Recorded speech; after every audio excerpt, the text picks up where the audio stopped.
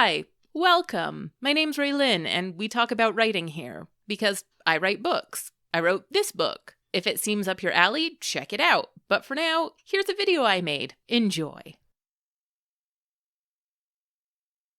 Hey folks, so back in my Thor Ragnarok video, I mentioned that I might make a couple smaller MCU videos after I'd released my Ragnarok rewrite.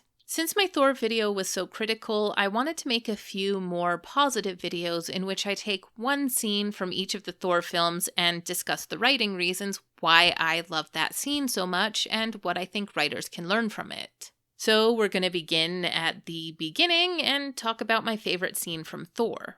A few years ago, when many of us were still experiencing lockdowns and cabin fever, a cute little romantic K-drama about an autistic lawyer titled Extraordinary Attorney Woo dropped on Netflix. But Raelyn, you say, I thought this video was supposed to be about Thor. Yes, hold on. I'm getting to that part. Just bear with me a little while. I promise this ties in.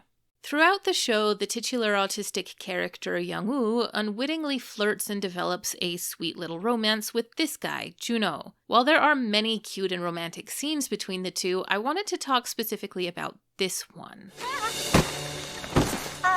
변호사님! Anyone who's watched or read hetero rom-coms has undoubtedly seen this before. Probably many, many times before. You know how it goes. The girl gets a tear in her clothes, or maybe it's a stain. Maybe it's raining outside, or maybe it's just cold. But whatever the reason, to show us what a sweet, nurturing, and considerate man he is, the male love interest will sacrifice his coat for the lady's comfort. Aww. In Extraordinary Attorney Woo, this scene plays out largely the way you'd expect it to. Young-woo takes a little tumble and gets a tear in her clothes, so Juno, sweet guy that he is, drapes his jacket around her shoulders. Aw, so cute, right? Except when I saw this scene, I couldn't stop grumbling about how they got the scene all wrong, because the writers seemed to forget who was in the scene. If you're unfamiliar with autism, people on the spectrum often experience sensitivities to taste, sound, touch, you name it. And it is very common for autistic folks to be unable to stand the feel of the tags in their clothes. The feel of these tags for some can go beyond irritating and can even become painful, and so many an autistic person will cut the tags out of their clothes. This sensitivity to the tags in clothes is established to be true of autistic Young-woo as early as the first episode. Young-woo has sensitivities regarding texture, sound, and touch, and she cannot abide the feel of those clothing tags against her skin. So when I saw this romantic scene between Young-woo and Juno, all I could think was, the tag! The tag in his jacket! Why isn't she freaking out? Now, if you slow the video down and pay attention, Extraordinary Attorney Woo may be able to get off on a technicality here. Because technically the tag in Juno's coat probably never touches her skin. But I still couldn't help but feel like this was a missed opportunity to make a scene that we've seen 1,000 times before stand out above its peers. To make this scene true and unique to these specific characters, and to make Juno seem even better as a result. I kept wanting Young-woo to react to the tag in Juno's jacket, true to character, and then to have Juno pause and take a moment to understand what the issue was. Especially since there's a scene in a later episode that shows us he's been reading up on autism to better support his gal. 자폐인의 경우 감각 과부하 상태일 때 몸에 압력을 가해주면 불안함이 완화되죠? 오. This scene could have been the catalyst that showed him he needed to do that research. That his crush has unique needs that might not be initially apparent to him, and that he needed to prepare himself for a relationship that would be different from what he was used to. Instead of having this scene play out exactly like the last 1,000 times we've seen it done before, Young-woo could have reacted poorly to the tag in Juno's jacket. But once he understood the issue, Junho could have ripped out the tag or turned his coat inside out and tried again, just to show us how far he was willing to go to be a considerate guy to her. Or, conversely, maybe he doesn't figure out the solution. Maybe Young-woo has to continue on with a tear visible in her clothes, and Junho feels a little bit down that he didn't get to be the sweet romantic hero, which inspires him to do more research so that he can be the support Young-woo needs later. Having Junho really struggle here might even have made this scene where he does know what to do to help Young-woo feel all the more heartwarming, because this scene would no longer have just been a nice moment, but it would have also been a triumph of Junho's character growth. Instead of having this scene play out exactly as expected, a simple change could have made this scene come across as far more authentic, far more uniquely autistic. It could have made Junho come out of it looking even better, and it could have given later scenes in the show even more impact. While this scene in Extraordinary Attorney Woo was really only a missed opportunity, sometimes not putting enough consideration into who your characters are can actively harm your story. Not naming names, but my most disappointing read of last year was a book that should have been right up my alley, but it became very clear very quickly that the author just had a collection of tropes she wanted to string together and hadn't put any thought into whether those tropes made sense for her characters. Every trope happened exactly as expected. Her characters end up being very inconsistent and nonsensical. They didn't really feel like they had any personality or identity of their own because the author kept changing the characters to fit the tropes she wanted rather than changing the tropes to match her characters.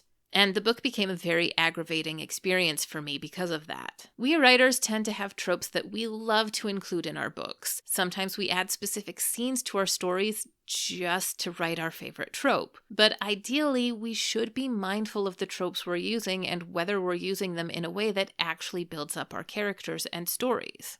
Which brings me to why I love this scene from the first Thor film so much. There's already a lot to appreciate about this scene. The performances are world-class and intense. There's deeply thoughtful writing, emotional high stakes, and heartbreaking revelations.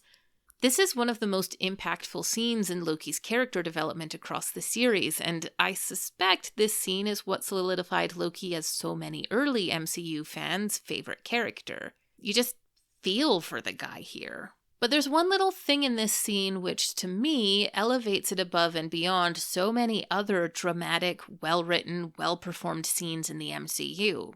And it's this little addition here, where Loki reaches out to his weakened father, barely able to bring himself to touch him. Now, hopefully I'm not lying to you here. I do distinctly remember reading about this, but couldn't find confirmation for this video, but supposedly, we have Tom Hiddleston to thank for this detail, because originally the scene, again supposedly, called for Loki to scoop his father into his arms and cradle him and scream for the guards. Again, cradling somebody in your arms and crying out is a scene that we've seen 1,000 times before, right? And I do want to be clear that there isn't anything inherently wrong with playing a trope like this straight, exactly as expected. How many times have we seen this scene played exactly the way we expect it to be played, but have been deeply touched by it anyway because it was emotionally honest to the characters? Sometimes doing the expected is perfectly reasonable, even perfectly the right thing to do. But other times, a single, simple change can make a scene so much truer to the characters involved, so much more powerful. See, if you recall, Loki's entire motivation for the film is to make his father proud of him, to prove himself worthy of his father's love, a love that has largely been withheld from him in favor of Thor. Loki dearly loves his father and simply wants proof that that love is returned. He wants to feel that that connection is real, substantial. But in this scene, Loki has recently learned of his true parentage. He's learned that he's one of the Jotnar, a race of beings that Loki has been raised his whole life to believe were monsters. What, because I'm the monster parents tell their children about at night? Evil, worthy of being oppressed and slaughtered. When I'm king, I'll hunt the monsters down and slay them all. He's been raised on stories glorifying his father's subjugation of and theft from the frost giants. Given that Loki is also painfully aware of how his father favors Thor, this revelation that Loki is a frost giant is utterly crushing to him. He experiences a massive identity crisis complete with corrosive internalized racism and self-loathing. He expresses his belief that his true identity is why his father never loved him in the same way he loved Thor. You favored Thor all these years because no matter how much you claim to love me, you could never have a frost giant sitting on the throne of Asgard. He expresses his belief that he is a monster. And then, as though to confirm those dark thoughts true, as though to prove that he is a danger to those he loves, Odin collapses under the force of Loki's emotional tempest. And Tom Hiddleston looked at the script where it called for Loki to cradle Odin and said, "Nah, I don't think that's right." While Loki probably wants nothing more in this moment than to cradle his father, Hiddleston suggested that after everything Loki has been through and learned, considering what he's been raised to believe about frost giants and now himself, considering his uncertainty of his bond with his father, Loki would be terrified to touch his father. He would be afraid of hurting him. He's afraid of the so-called monster within him, the type of monster his father hated, fought against, kept under his thumb. And I love seeing that emotional complexity play out in this scene. I both love and hate watching a tortured Loki battle with his love for his father, his desire to reach out and embrace him, while his fear, his hurt, his self-loathing hold him back. I feel like this small change to the script became the perfect metaphor for Odin and Loki's relationship at large.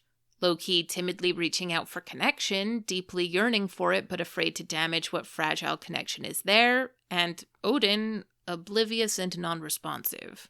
Honestly, I think that the production could have played this scene the same way we've seen before.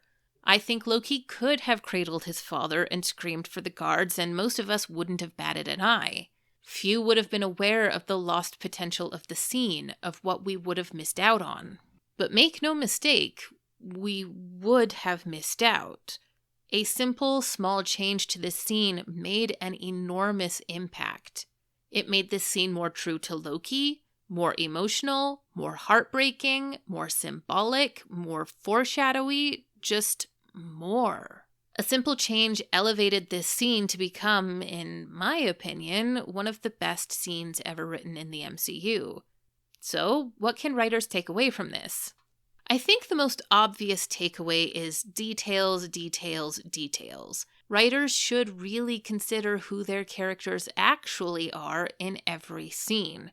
What details about your character's past, personality, or current circumstances are going to affect how they think and act in that specific scene? How would your autistic character really react to their love interest draping them in a jacket, tag still attached? How would your love-starved demigod really react to their emotionally withdrawn father's moment of frailty? Sometimes the answer is just the way you'd expect. And that's fine. But sometimes you'll find an amazing opportunity to take your scenes just a little step further. Look for those opportunities to let your characters truly be themselves. Pay attention to the details. The second thing I think writers can learn from this is collaboration. We often think of writers as solitary creatures, but sometimes the best thing we can do for our work is get an outside opinion. Whether that's in the form of beta readers, another writer, or an expert in something related to our stories. Whether it's when we're first brainstorming our story, writing our first draft, or working on our 5th edit.